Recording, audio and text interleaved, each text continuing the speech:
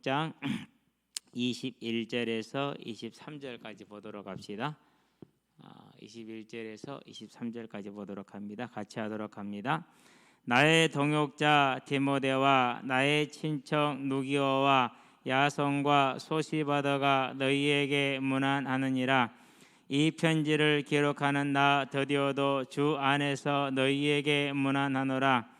나와 온 교회를 돌보아주는 가이오도 너희에게 문안하고 이 성의 재무관 에라스도와 형제 구아도도 너희에게 문안하느니라. 아멘. 현재까지 알려진 바로는 로마서를 고린도에서 썼다라고 지금 알려지고 있죠. 그래서 여기에서 나오는 이 사람들은 전부 다 고린도 교회 성도들이 되겠습니다. 자, 그러면 이제 이 사람들 한 사람 한 사람을 이제 우리가 보고 갈 필요가 조금은 있어요. 왜 그래요? 우리가 오늘 사는데 우리 자신을 귀하게 생각해요? 안 그러면 뭐 귀하지 않게 생각해요? 귀하게 생각하잖아요. 그러면은 바울이 언급한 이 일꾼들이 어떻게 바울을 도왔는가를 우리 생각해 본다면은 그들의 헌신과 수고가 작지 않다라는 것을 알 수가 있죠. 그렇죠? 더군다나 이제 이 사람들을 통해서 복음이 증거되는데 바울을 가장 가까이에서 어려울 때 제일 많이 도왔던 사람들이. 그래서 한 사람씩 알아보는데 다 알지는 못해요. 자, 첫 번째 나의 동역자 디모데 그러죠. 동역자가 맞아요. 왜 그러냐면은요. 이제 디모데를 만난 건 2차 전도 여행 때 루스드라에서 디모데를 만나게 되죠. 그래서 같이 이제 동행을 하게 돼요. 동행을 하는데 지금까지 지금 이 로마서를 쓰는데도 같이 지금 움직이고 있어요. 3차 전도 여행까지도. 그러면서 고린도 후서를 같이 썼다고 얘기를 해요. 고린도서 1장 1절에 보면 그렇게 얘기를 하죠. 골로새서 1장 1절도 골로새서 공동 저자로 나오고요. 데살로니가 전서 1장 1절에 나오는 거 데살로니가 전서도 공동 저서로 나오고 후서도 공동 저서로 나와요. 그러면은 이 디모데가 어느 정도 영적인 뭐라고 할까 권위와 깊이를 가지고 있었는지 알 수 있고 얼마만큼 바울과 한 팀으로 일했는지를 알 수가 있어요. 솔직히 같이 무슨 성경을 쓰는데 함께 썼다고 말했다라는 건 무슨 말입니까? 쉬운 일은 아니거든요. 그만큼 디모데는 이제 하나님 앞에서 큰 일꾼으로 쓰임 받았죠. 그래서 디모데후서에 보면은 이제 외조모와 엄마에 대한 이야기를 하죠. 그래서 배운 바 믿음의 확신에 어려서부터 성경을 네가 알았다라고 말하면서 디모데후서 3장 15절에 그렇게 얘기를 하죠. 그러니까 여기에 있는 디모데는 어려서부터 부모님의 믿음의 교육을 잘 받고 자란 거예요. 그러면은 부모의 믿음의 교육을 어떻게 시킵니까? 우리는 여러 가지 생각을 할 수가 있는데 제가 볼 때는요, 부모가 믿음 안에 서서 어떤 일을 만나든지 간에 그걸 믿음으로 이겨내는 모습이에요. 반드시 일과 사건은 오게 돼 있거든요. 그래서 의인은 그 사망 가운데 죽음 가운데도 소망이 있지만 악인은 그 환난 가운데 무너지리라 그러잖아요. 그러니까 똑같이 환난을 당해도 믿음의 부모가 믿음에 섰었을 때, 더군다나 디모데는 아버지가 이방인이잖아요. 헬라인이잖아요. 그렇기 때문에 이제 그가 이 믿음을 가지고 있지만은 유대인 사회에 들어갈 수 있어요, 없어요? 회당에 못 들어가죠. 그렇죠? 회당에 들어갈 수가, 유대인 회당에 들어갈 수가 없는 거예요. 그런 중에도 뭘 가지고 있는 거예요? 이 믿음을 가지고. 그럼 누가 그걸 믿음을 갖게 만들었다는 소리입니까? 그건 이제 엄마하고 할머니죠. 이게 이제 디모데가 가지고 있는. 그래서 바울을 만남으로 드디어 디모데는 뭘 만난 거예요? 이제 진짜 물을 만난 거예요. 그때까지 우리가 초대교회 그러면서 다 선한 개념을 가지고 있는데 실상을 들여다보면 절대로 그렇지 않아요. 가장 대표적인 거 한번 봐볼까요? 사도행전 21장인가요? 한번 가봐요. 바울이 이제 연보를 가지고 예루살렘 교회에 도착을 하지요. 예루살렘 교회에 도착을 하는데 그때 이제 예루살렘 교회에서 바울에게 권면하는 게 하나가 있어요. 뭐가 있죠? 자, 17절 보기 21장 17절. 예루살렘에 이르니 형제들이 우리를 기꺼이 영접하였다. 우리 로마서 16장에서 로마 교회 성도들한테 부탁했던 게 뭐죠? 지금 내가 예루살렘께 연보를 가지고 가는데 이방인들이 보낸 연봉이기 때문에 예루살렘 교회가 어떻게 반응할지 모르겠다라는 불안감을 가지고 왔어요. 그래서 이 연보를 받아들여질 수 있게끔 기도해 달라라고 얘기를 했잖아요. 자, 그 이튿날 바울이 우리와 함께 야고보에게로 들어가니 장로들도 다 있더라. 교회 지도자들이 모인 거죠.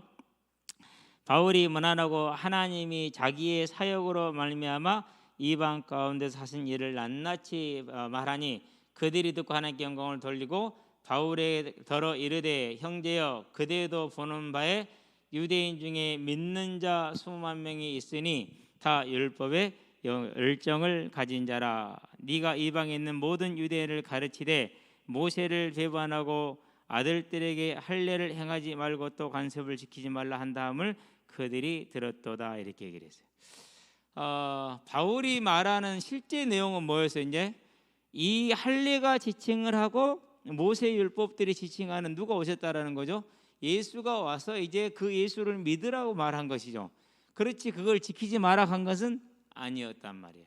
그런데 이런 식으로 곡해가 되고 왜곡이 돼서 교회 안에서까지도 이 전도자에 대한 오해가 뭐한 거죠? 팽배해 있는 것이죠. 이게 지금 초대교회 모습. 근데 다 율법에 모이는 사람들이 열정이라고 그래요. 패션. 예. 열정이 있는 자라고 그러죠. 그러니까 그들이 율법에 열정이 있으니까 여기 말하는 대로 모세 율법 지켰어요, 안 지켰어요? 다 지키고 있죠. 할례 하고 있어요, 안 하고 있어요? 하고 있죠. 그들의 관습 지키고 있어요, 안 지키고 있어요? 지키고 있죠. 이게 초대교회예요. 자, 오늘날 어떤 사람들이 기재로 이 사람들은 뭐 없는 사람들이요? 율법주의자들, 복음 못 깨달은 사람들, 복음 없는 사람들. 참 우스운 이야기가 돼버려요. 그렇죠? 그래서 사람이 가리워지면은 그렇게 무식하고 단순하게 돼 있어요. 그래서 선무당에 사람 잡는 말이 그 말이거든요. 이게 지금 초대교회의 가장 일반적인 모습이에요. 일반적인 모습.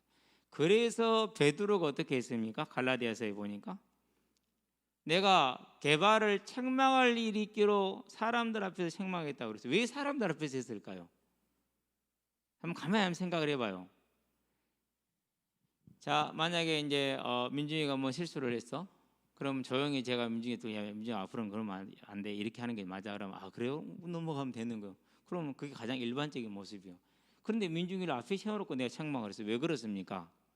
왜 그럴까요? 그때는 민중의 행동이 전체 교회를 어떻게 만든 거예요? 네, 상당히 어렵게 만든 거예요. 크게.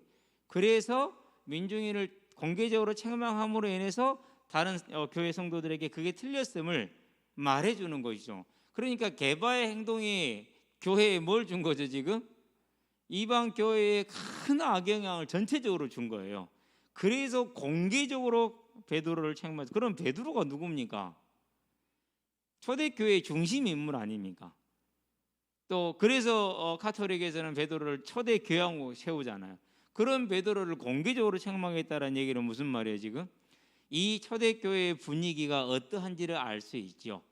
아직도 유대주의는 그대로 뿌리를 받고 있고 이방인에 대한 대책은 그대로 되어지고 있고 그런 상황이 초대교회. 그럼 우리 초대교회 그러는데 어떤 상황이에요 지금?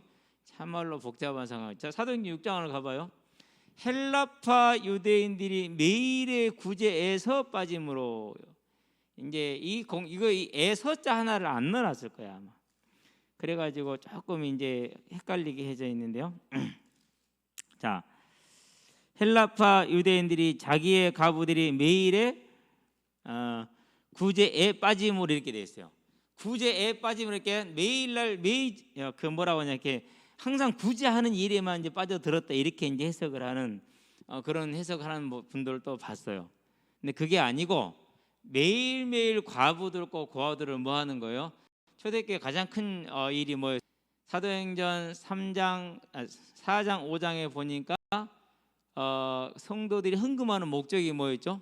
구제를 위해서 하는 거예요. 그러니까 교회의 헌금의 제1의 목적은 구제예요.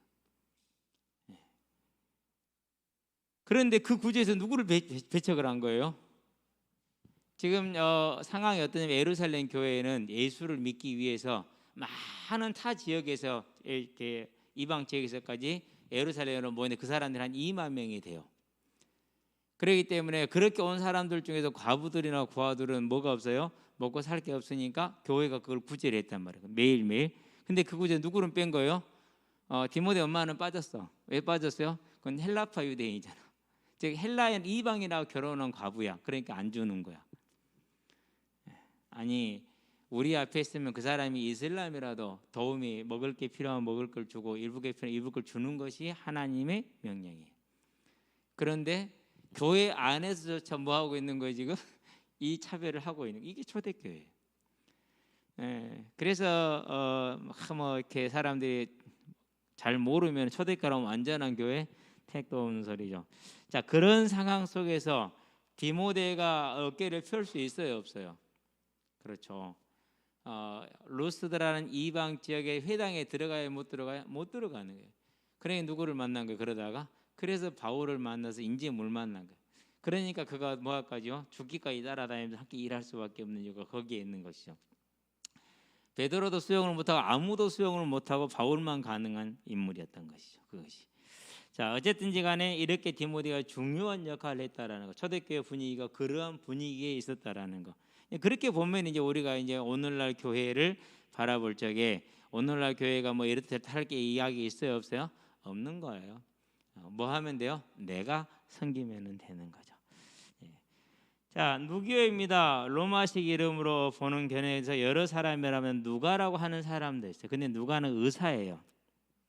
그렇기 때문에 여기서 이제 누교는 누가가 아닐 것이라는 게 일반적인 해석이에요.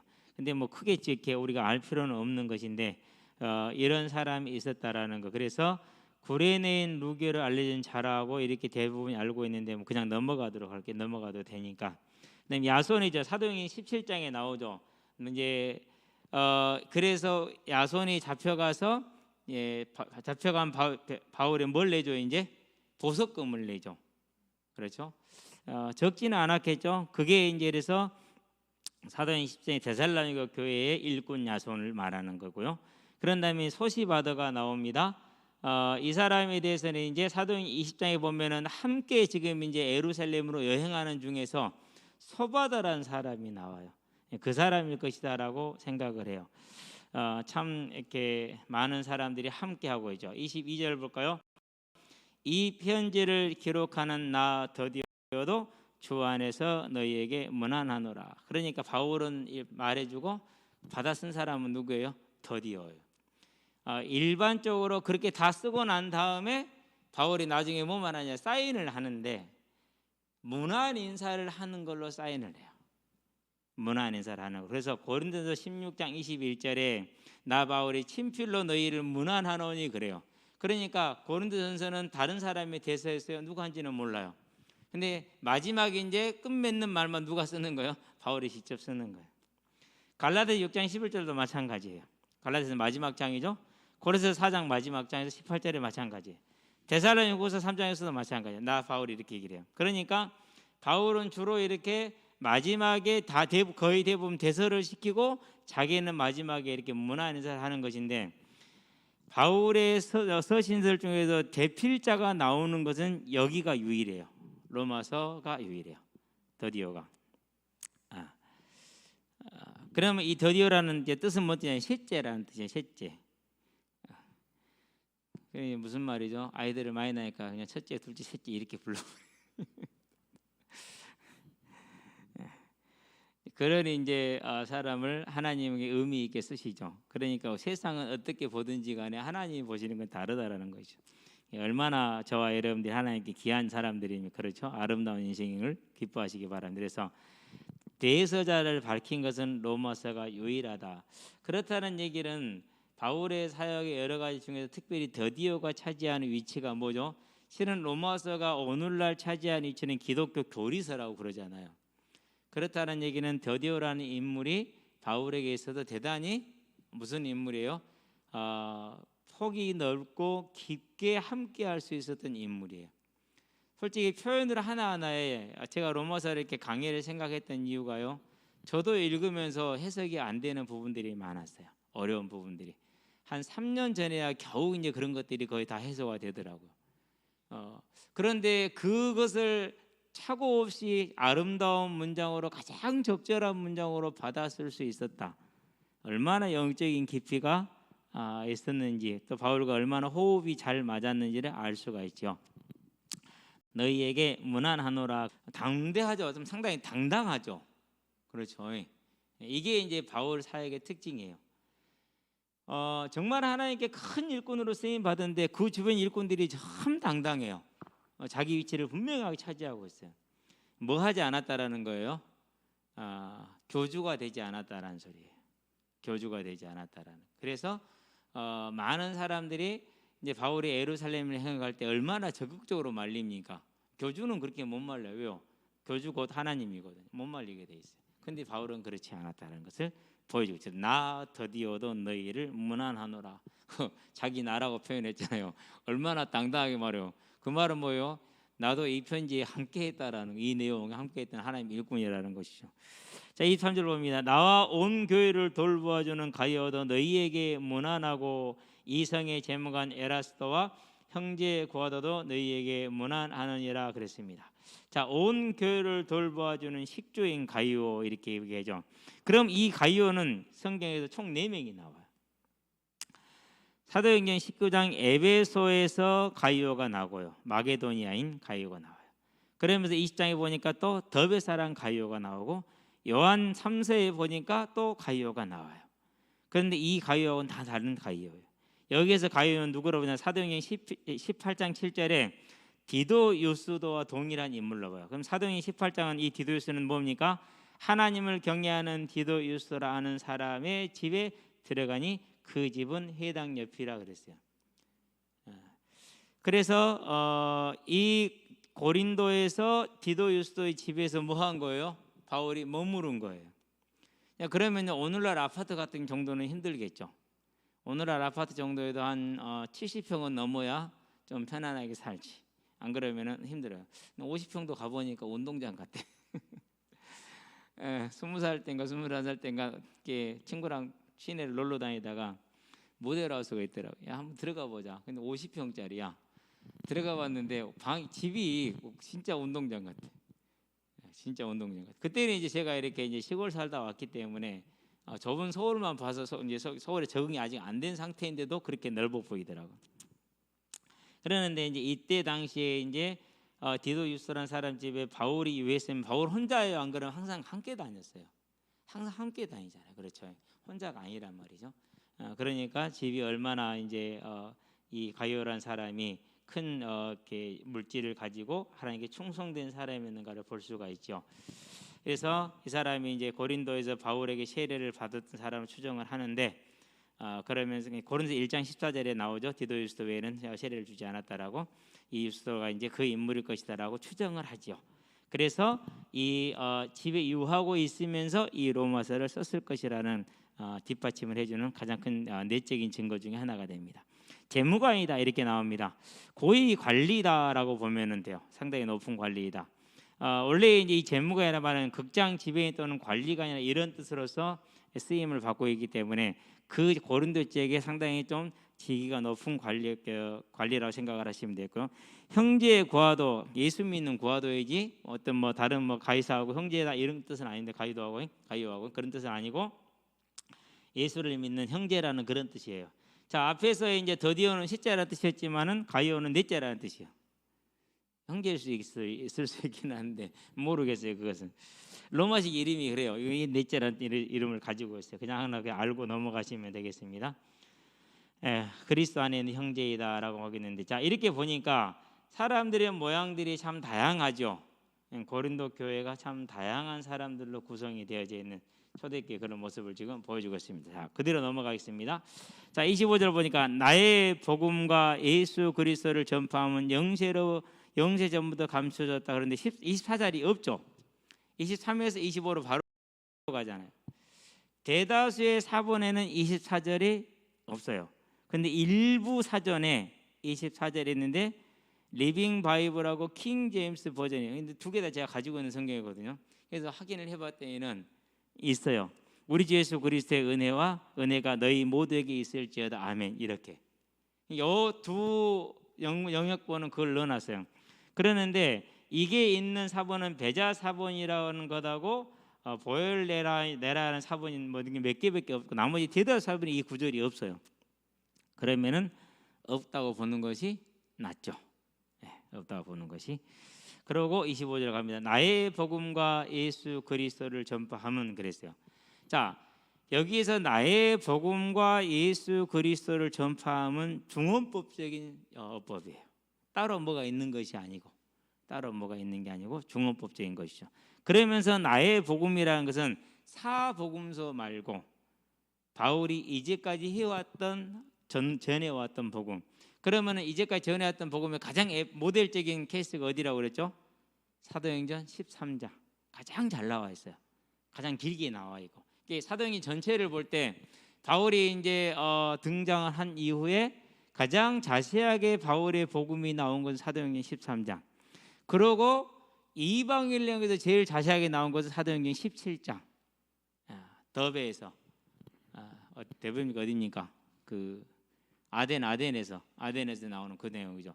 그래서 사도행전 17장은 불신자를 상대로 하는 전도의 모델이 사도행전 10장 아덴에서의 전도예요. 아덴의 전도. 가장 아름다운 복음 중에 하나죠.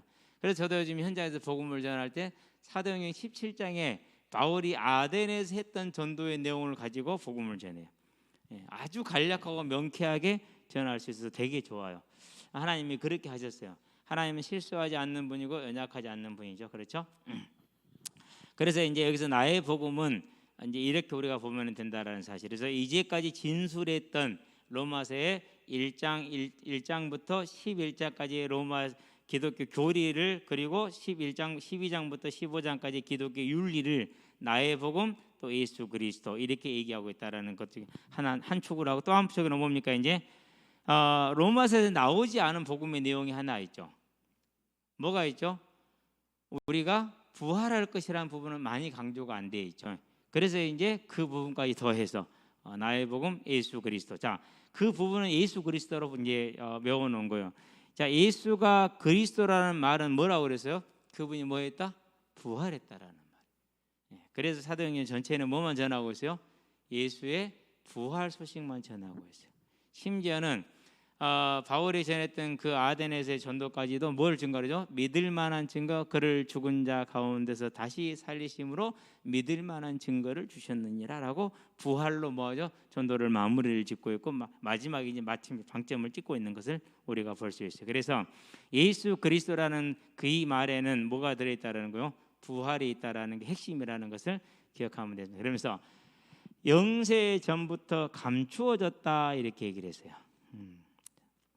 상당히 이제 여기에 대해 일단 전체적인 얘기를 하나 할게요. 두 가지로 해서 그래요. 하나는 그리스도 안에서의 구원이 감추어진 것을 말하고, 또 하나는 아니다, 이방인들이 이제는 영세전에 이전에는 제외됐다, 지금 포함된 걸 말하는데 이렇게 얘기하는데, 문맥상 이전에는 감추어졌다 이 말은 그리스도 안에 있는 구원을 말하는 것이다라고 해석을 해요. 그래서 영세 전부터 감추어졌다가 그리스도 예수 안에 있는 구원을 말하는데, 왜 감추어졌다 말하느냐? 솔직히 창세기부터 말라기까지 읽는데 정확하게 명확하게 우리가 사복음서를 통해서 보고 서신서를 보는 것처럼 예수님에 대해서 얘기를 해요, 안 해요? 예수님에 대해서는 얘기를 하지 않고 뭘 얘기하죠? 하나님을 법도와 섬기되 그 법도와 명령하고 규례를 따라 섬기되 이렇게 얘기를 하죠. 그러면은 그 법도와 명령과 규례가 누구를 지칭을 하는 거예요? 누구를 지금 가리키는 거죠? 예수를 가리키는 거예요. 그러니까 무슨 구조가 되어 있는 거예요? 하나 이렇게 딱 가려놓은 상태에서 예수를 말하고 있는 거죠. 그렇기 때문에 찾아내지 않으면 안 되는 거예요. 자, 어제 저녁에도 얘기를 했지만은 이 집이 이제 문둥병이 없어졌어. 그러면 7일 동안 지켜봐. 그러고 이제 그 집을 이제 쓸 수 있게 허락을 해요. 그런데 뭘 하게 하죠? 번제와 속죄제와 번제를 드리게 하죠. 자, 부정한 사람을 만났어. 그러면 부정한 사람을 만났으면 그날 하루는 부정해. 그러고 그 사람이 정결케 되려면 뭘 해야 되죠? 몸을 씻고 옷을 빨아야 되죠. 또 부정한 사람은 부정케 되면 7일 후에 뭐 하죠? 이제 또 목욕 체계를 하고 속죄제와 번제를 드리게 하죠. 모든 경우에 옷을 빨고 몸을 씻으라는 얘기를 또 하고 또 하고, 그리고 또 번제를 드리고 속죄제를 드리라고 그래요. 그 의미는 뭘 뜻하는 것이냐면요, 옷을 빨고 몸을 씻는다는 행실을 바꾸는 걸 말해요. 그럼 어떻게 행실을 바꾸죠? 예수 그리스도를 의지하여. 속죄제를 드리는 것도 누구를 의지하는 것밖에 없다. 우리가 예수를 믿지만 죄를 짓잖아요. 자백해서 용서를 받는 거잖아요. 누구의 앞에 자백하는 거? 예수 이름으로 자백하죠. 그럼 우리가 자백할 때 그 죄의 대가는 누가 되는 거죠? 예수가 속죄제물이 되는 거죠. 그렇죠? 자, 그러고 나서 뭘 요구해요? 이제 그 회개로 끝이에요? 아니요. 뭘 요구하죠? 번제하라고 해요. 이제 속죄제 드렸으니까 번제 드리라고 그래요. 그럼 번제는 뭐죠? 번제의 특징은 나를 하나님께 온전히 드립니다라는 뜻이에요.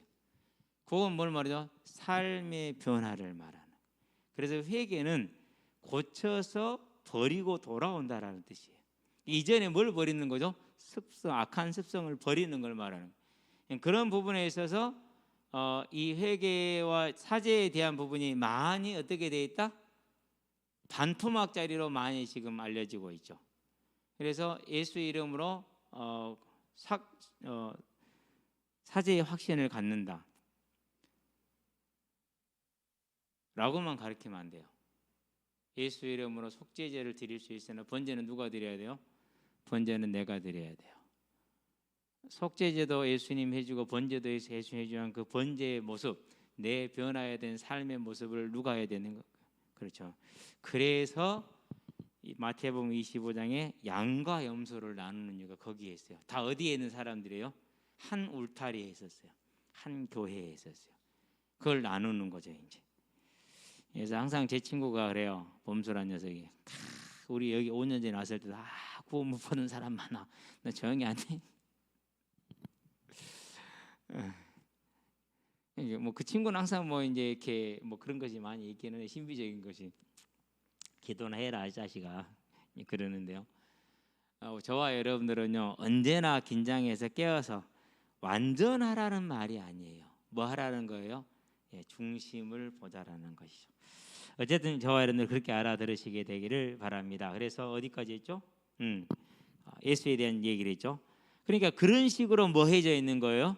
속죄제와 번제 안에 그런 식으로 덮여져 있는 거예요. 그러니까 감춰진 거죠, 실은. 감춰진 거. 그래서 이제 구약을 벌로 읽다가 그것을 이제 하나씩 이렇게 이제 이렇게 소개를 하다 보니까 이건 그냥 넘어가서는 안 되겠다는 생각이 들더라고. 나처럼 그냥 벌로 성경 읽기만 할 거 아니냐 그런 생각이 들었어요. 그래서 이제 요즘은 이제 하나씩 소개를 이제 하고 가는데 다 할 건 아니에요. 이 정도를 이해를 하면은 이 성경을 이해하는 데는 충분하다 하면은 그 정도를 하고 넘어갈 거예요. 그래서 14장 레위기 14장이 실은 아주 참 큰 역할을 하는, 물론 그 전도 마찬가지겠지만 여러분들 자세하게 한번 보면서 이해를 폭을 넓혀가고 믿음의 폭을 넓혀가시게 되기를 바랍니다. 반드시 우리 삶의 변화가 따라오게 될 것입니다. 자, 영세 전이다. 이 말은 무슨 말이냐면요, 상당히 중요한 부분이에요. 하나님의 구원 계획은 이미 초장에 끝나 있었다라는 거예요. 우리가 뭔 일을 하다가 실수하고 발전하고 그게 아니고 처음부터 완벽하게 준비되었다라는 것을 말해주는 거예요. 계시는 점진적으로 보여져요. 그러나 그 계시가 보여지고 있는 구원 계획은 영세전에 뭐였어요? 완벽하게 끝나 있다라는 말이에요. 그게 영세 전부터라는 말이에요.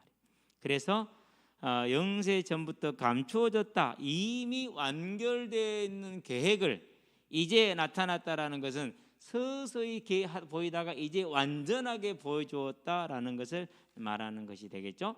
자, 그래서 26절을 가볼까요? 이제는 나타내신 바 되었으니. 자, 나타내신 바 되었다 무슨 말입니까? 하나님께서 보여준 바가 된 거죠.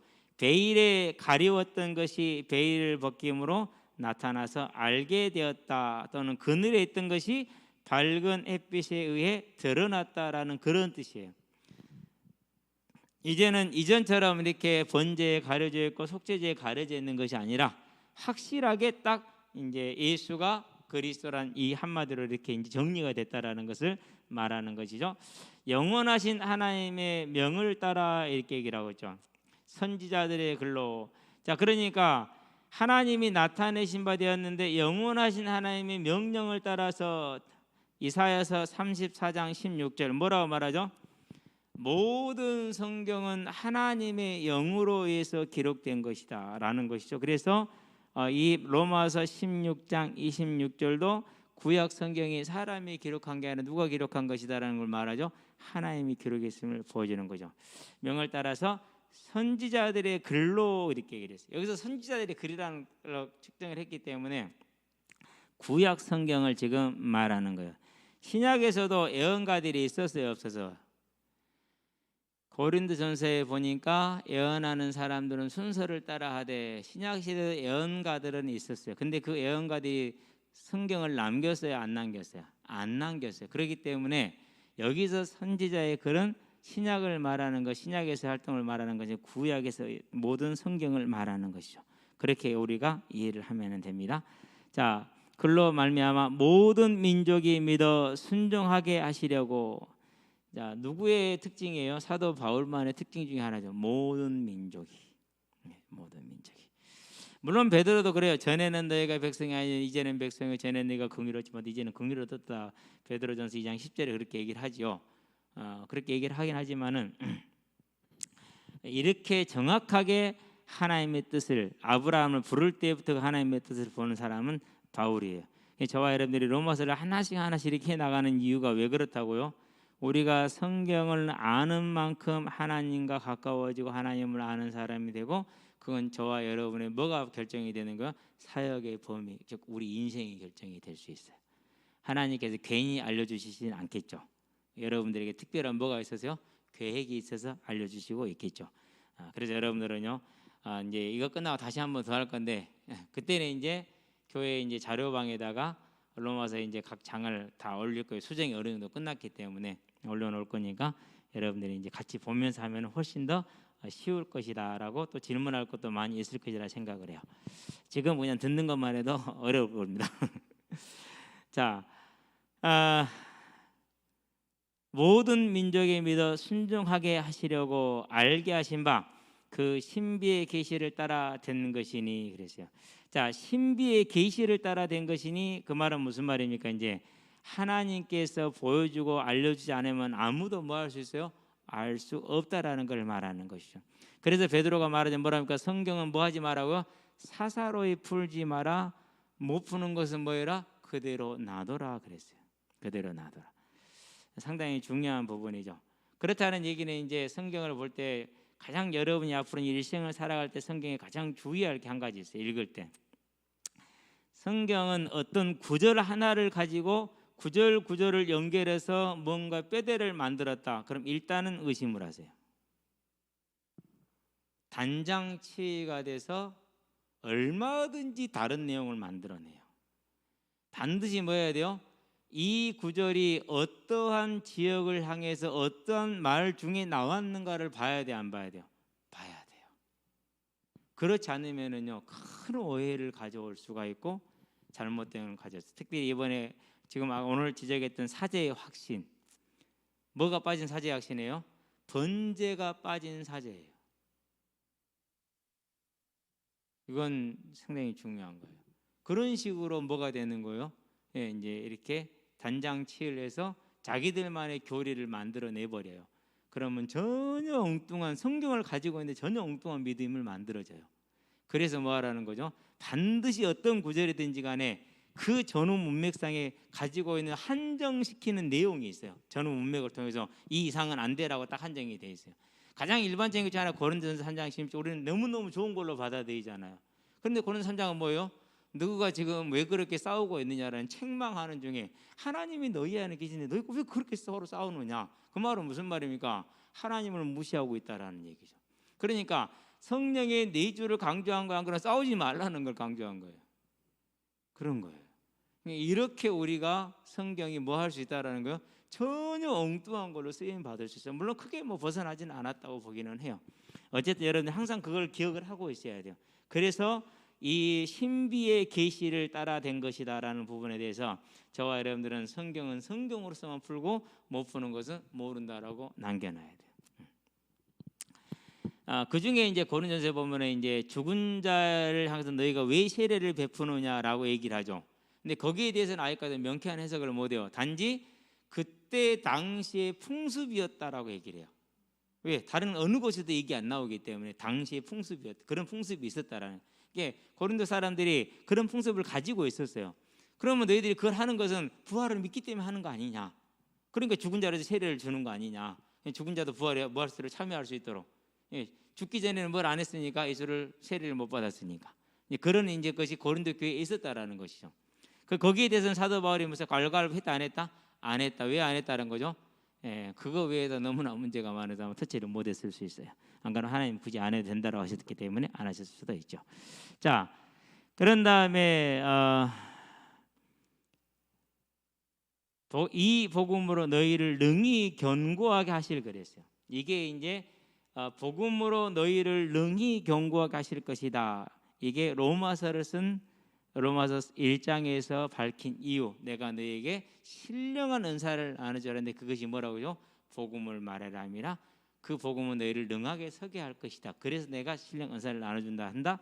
곧 교리와 기독론의 이제 윤리를 말하는 거죠. 그게 로마의 편지를 쓴 목적이라는 거예요. 그것이 목적이라는 거. 그래서 기독론은 속죄제로 표현을 해볼 수가 있고요. 그런 다음에 기독교 윤리는 번제로 표현을 해볼 수가 있어요. 그렇게 보면은 속죄제와 번제를 하나로 묶어서 지금 얘기를 하고 있다는 걸 우리가 알 수 있죠. 자, 27절 마지막 절입니다. 자, 지혜로우신 하나님께서 하나님께 예수 그리스도로 말미암아 영광이 세세 무궁하도록 있을지어다. 아멘. 그랬어요. 근데 지혜로우시라는데 우리 성경은 왜 그랬는지 모르겠어요. 모노소포데오 그랬어요. 모노소포데오. 소포는 지혜를 말이야. 모노는 유일하다는 뜻이에요. 유일하게 지혜로우신 하나님. 근데 그걸 빼먹어서 상당히 중요한 단어인데 그렇죠? 우리는 알고 있게 되길 바랍니다. 그래서 지혜롭다라는 것은 뭘 뜻하느냐면요, 우리가 측량하지 못하는 하나님의 모든 걸 말해요. 욥한테 마지막에 욥기서에 보면 하나님께서 창조의 비밀을 쭉 얘기를 하죠. 네가 리보야단의 꼬리의 힘이 어디서 나오는 줄 아느냐. 솔직히 그러잖아요. 짐승들은요, 그 중앙아시아에서 봤는데 표범이 산양을 물고 떨어졌어요. 100m가 넘어요. 100m가 넘는 질벽을 떨어지는데 산양은 죽어요. 표범은 상처 하나 없어요. 그럼 어떻게 상처 하나도 없느냐? 얘는 내려오면서 균형을 잡아요. 네 발로 딱 이렇게. 우리는 막 돌아버리잖아요. 양도 돌아버려요. 균형을 못 잡아. 얘는 딱 균형을 잡고 그 균형추가 있는 거예요. 그러니까 하나님이 심어놨어요. 그럼 네 발로 딱 그걸 버텨서 충격을 흡수를 해버려요. 그러면 100m 넘는 직벽을 떨어졌는데 그걸 네 발로 딱 서버린다니까요. 그 힘이 네가 어떻게 했는지 아느냐라고 물어봐요. 황소의 그 다리의 힘이 어디서 나오는지 네가 아느냐 이렇게 물어보죠. 지혜로우신 하나님. 지구가 지금 시속 10만 8천 킬로로 공전을 하고 있는데 우리는 그 속도를 전혀 안 느끼잖아요. 그렇게 만들어 놓은 거 하나님이 제일 네가 아느냐? 모르죠. 과일 조금만 한 이틀만 하루만 놔둬보세요. 어디서 뭐가 날라와요? 어찌 알았더니 초파리가 날라와요. 그 초파리의 탐지기를 네가 아느냐? 어찌 알아요? 우리가 모르죠. 금요일 날 현장을 갔는데 목사님 말벌이 있어요. 검은 등? 아니요. 큰 대말벌이요. 가서 진짜 말벌이 뭐 하느냐? 죽은 곤충을 먹으면서 뭐라고 이제 경단을 만드는 중에 있어요. 잡아요 그러더라고요. 고민하다가 이렇게 잡는 게 낫겠다 싶어서 잡았어요. 잡았거든요. 그런데 신기한 건 뭐냐면요, 낚시하러 가서요, 낚시하려고 딱 미끼를 펼쳐놨지 뭐가 와요? 말벌이 와요. 그것이 그 냄새를 어찌 맡았는지 날라와요 거기를. 예, 우리는 그 레이더를 탐지기를 어찌 아냐고. 그렇죠? 지혜로우신 하나님. 근데 그 모든 지혜 중에 최고의 지혜가 어디에 있습니까? 구원의 섭리. 우리는 도저히 측량할 수 없고 알 수 없는 것이죠. 지혜로우신 하나님께 우리를 능히 이 복음으로 너희를 능히 굳건하게 하실 지혜로우신 하나님께. 그러면 그 완전한 지혜가 저와 여러분을 영원 전부터 준비했는데 못 세우겠습니까? 이제 그 기쁨과 즐거움을 가지고 저와 여러분들이 이제 살고, 특별히 자녀를 키울 때, 우리 이제 태희가 엄마가 됐으니까 자녀를 키울 때 앞으로 이제 내 기준으로 볼 때 이놈이 말도 안 되는 짓거리를 많이 할 거예요. 그건 누구 기준이라고요? 그건 내 기준이라니까. 뭐한 내 기준이요? 지혜롭지 않은 내 기준. 근데 지혜로우신 하나님은 뭘 가지고 있다고요? 완전 영세 전부터 계획을 가지고 있어요. 그러니까 뭐 하지 말아라. 굳이 안 때려잡아도 돼. 저도 좀 잡아봤는데 안 돼요. 그래서 가능하면 지금은 놓아주고 있거든요. 좀 됐어요. 놓아주니까 오히려 알아서들 서요. 잘 서요. 훨씬 작게 잘 서요. 저와 여러분들이 이 하나님을 온전히 신뢰하는 믿음의 사람들 되기를 주의 이름으로 축원합니다. 기도합시다.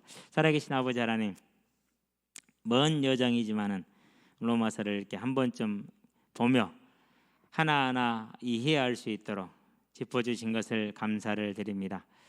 우리의 삶이 이제 사도 바울이 이해했던, 믿었던, 누렸던 그 하나님을 온전히 찾아 나갈 수 있도록 주님께서 역사해 주심으로 우리의 삶이 하나님이 쓰시는 귀한 일꾼으로 세워지는 복된 삶이 될 수 있도록 하시되, 여기는 특별히 대학 청년들을 붙들어 주셔서 하나님 나라의 귀한 일꾼으로, 특별히 이 어지러운 말세의 때를 맞이해서 귀한 복음의 빛으로 사용될 수 있도록 주께서 믿음의 지혜를, 말씀의 지혜를 더욱더 깊게 하실 것을 그리스도신 예수의 이름으로 기도합니다. 아멘.